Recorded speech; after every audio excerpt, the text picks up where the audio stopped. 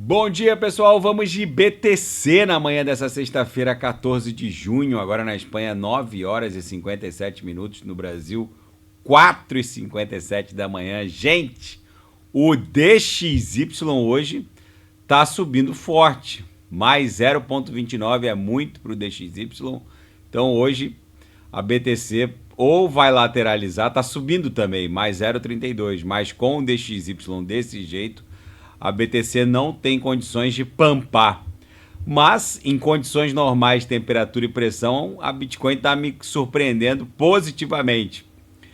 Porque com essa movimentação do DXY, facilmente a BTC estaria caindo mais de 5%.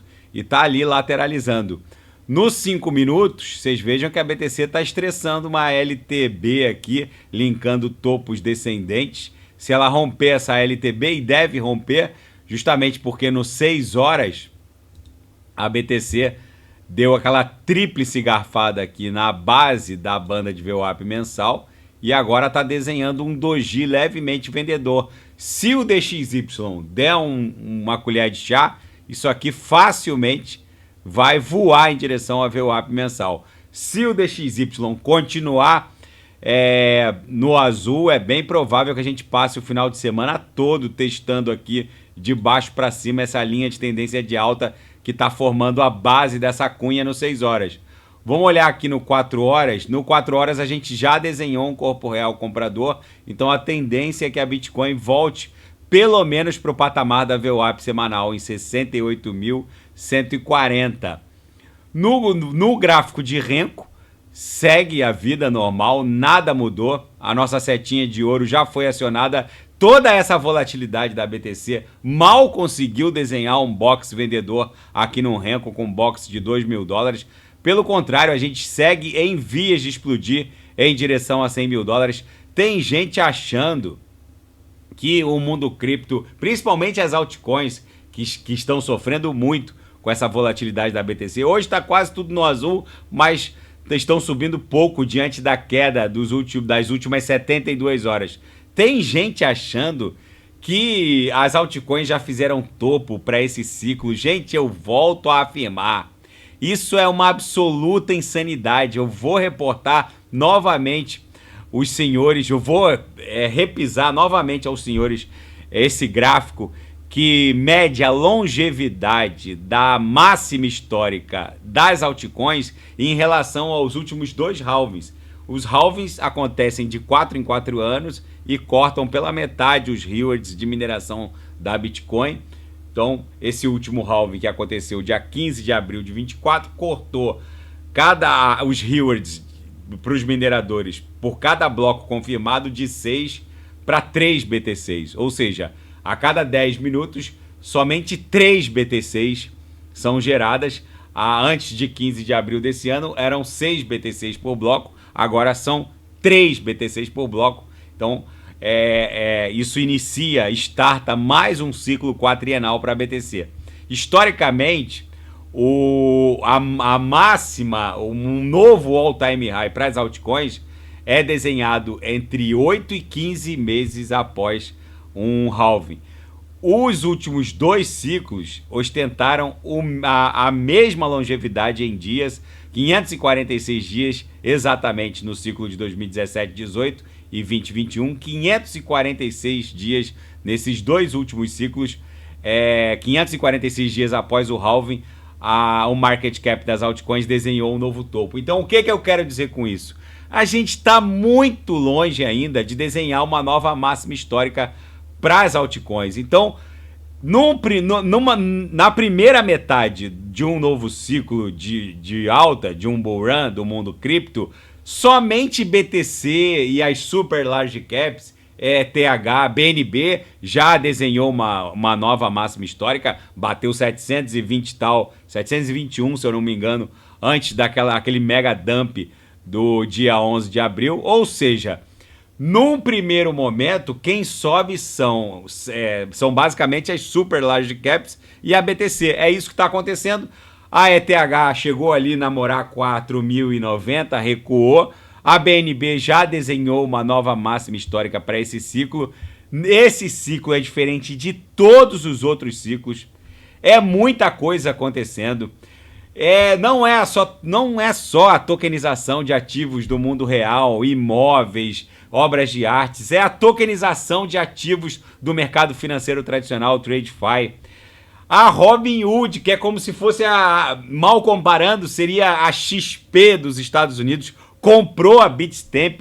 Gente, vocês têm noção da bizarrice que é isso? Não dá nem para comparar, porque a Robinhood é como se fosse uma espécie de corretora ultra popular nos Estados Unidos. É o Nubank das ações lá nos Estados Unidos, por assim dizer. Abertura de capital social, de emissoras de stablecoins, CBDC chegando, o Drex brasileiro vai estar operando com o real digital na blockchain do Banco Central do Brasil já no ano que vem. O principal candidato à corrida presidencial norte-americana, que está à frente nas pesquisas, se autoproclamou um embaixador criptográfico. Enfim, é tanta coisa acontecendo, fermentando, que não há como comparar esse ciclo com os ciclos anteriores. Por isso eu volto a insistir com os senhores. É uma insanidade os senhores não estarem comprando nesse momento. Esse momento aqui, antes da pernada parabólica em direção a uma nova máxima de todos os tempos para as altcoins, esse é o momento de comprar, de encarteirar. Quem não sabe o que comprar, é só clicar no link abaixo, Gemas Altcoin Alert, porque eu garimpei no Gemas as 40 melhores altcoins em potencial de retorno para esse ciclo. Vamos olhar a BTC nos outros time frames. Aí no 4 horas a gente está desenhando já um corpo real comprador. Então a próxima parada para a BTC vai ser 68.170. Se o DXY continuar no azul, nesse momento o DXY está subindo mais 0,33, aí é possível que a BTC fique pesadinha tanto no 4 horas quanto no 6 horas e fique aqui basicamente namorando a base dessa cunha. No gráfico semanal, nada mudou, segue um doji comprador. No gráfico Total 2, que mede o market cap das altcoins, a gente segue, a gente desenhou uma onda 1, 2, a gente segue dando vigência ao que parece ser uma onda 3, que vai levar o market cap das altcoins para 2 trilhões. Tem gente que ao invés de surfar essa oportunidade de embarque, já que nas últimas 72 horas, boa parte das altcoins perderam mais de 15%, algumas 20%, 30% ou 30%, ao invés de surfar essa oportunidade de embarque, fica se desfazendo dos seus ativos criptográficos em altcoins e vão acabar impondo um reembarque pagando muito mais caro.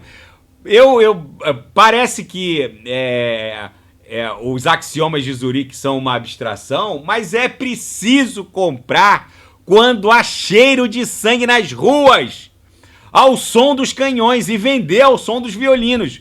Mas os axiomas de Zurique, eles são nortes, são vetores para a gente observar. Mas muita gente acaba deixando o emocional num primeiro plano e não consegue enxergar essa obviedade. Na Seara Fática, Ether registra o segundo maior dia de compras por holders. Os holders são aqueles cujos public address basicamente têm o saldo aumentado paulatinamente. São investidores de longo prazo que, em sua maioria, colocam as ETHs em stake. São saldos que só aumentam. E essas carteiras compraram o mergulho. O segundo maior dia na história de compras por holders acabou acontecendo no dia 12 de junho, ou seja, anteontem.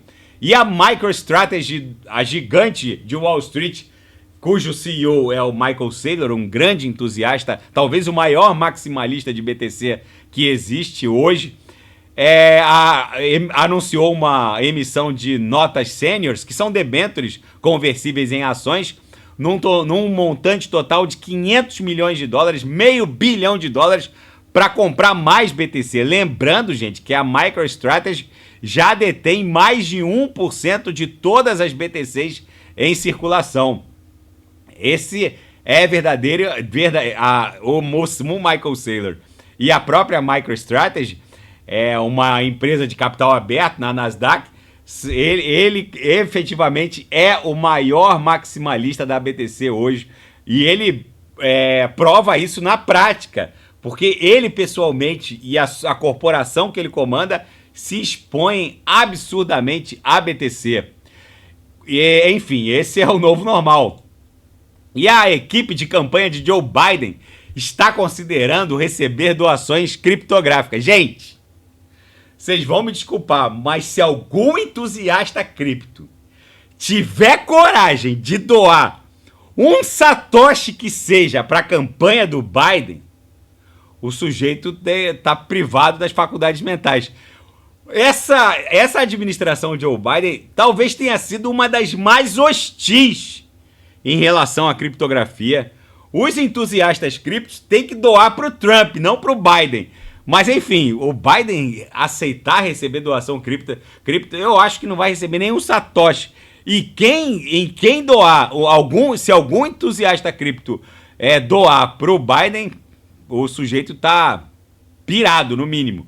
E na seara geopolítica e finanças internacionais, a Nvidia provavelmente será a primeira empresa no planeta a valer mais de 4 trilhões de dólares. Eu vou repetir. A onda da AI segue firme e forte. Na verdade, o mercado ainda nem precificou a inteligência artificial, que está revolucionando todas as áreas do conhecimento humano. Da medicina, passando pela engenharia, passando pelo direito. Hoje tem interfaces de AI que basicamente já fazem a petição para o advogado, já deixam a sentença pré-fabricada e reportando lá e interpretando os fatos dos autos. Ou seja, gente, é uma bizarrice o que está acontecendo. Nessa toada, a Nvidia será a primeira, provavelmente será a primeira corporação empresarial do planeta a valer mais de 4 trilhões de dólares. Já tinha flipado a Apple reagiu um pouco, porque entrou de cabeça na AI com aquele acordo com o ChatGPT da OpenAI.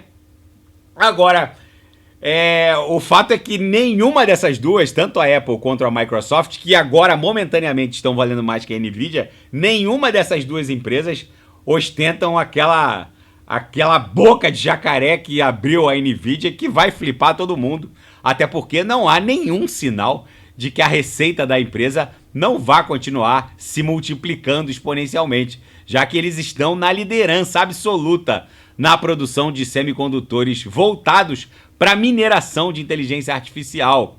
E navios de guerra russos, navios não, uma flotilha de navios de guerra russo e um submarino nuclear russos já estão em Havana, no litoral de Cuba.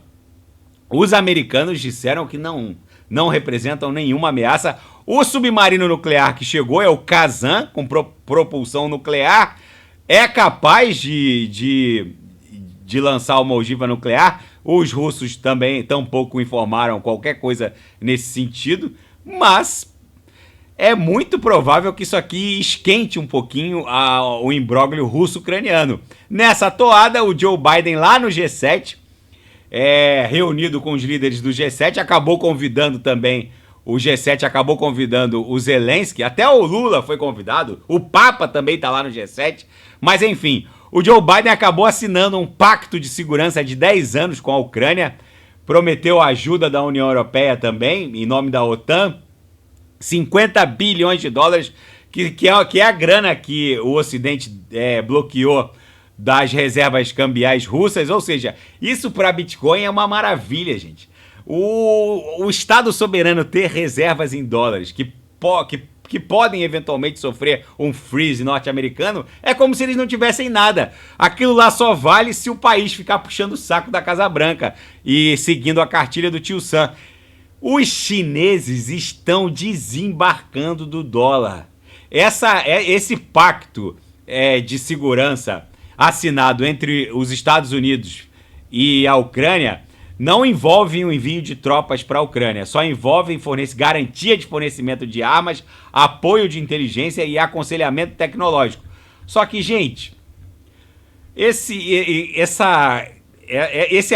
pacto de segurança só vai, ou das duas uma, ou vai postergar ainda mais esse conflito, arrastando a Europa numa corrida armamentista bizarra, que só vai derreter ainda mais os seus orçamentos, ou vai fazer com que o russo acelere põe o pé no acelerador e taque logo uma bomba atômica na Ucrânia e acabe com essa guerra logo. Daí, qualquer desses cenários é muito bom para a BTC.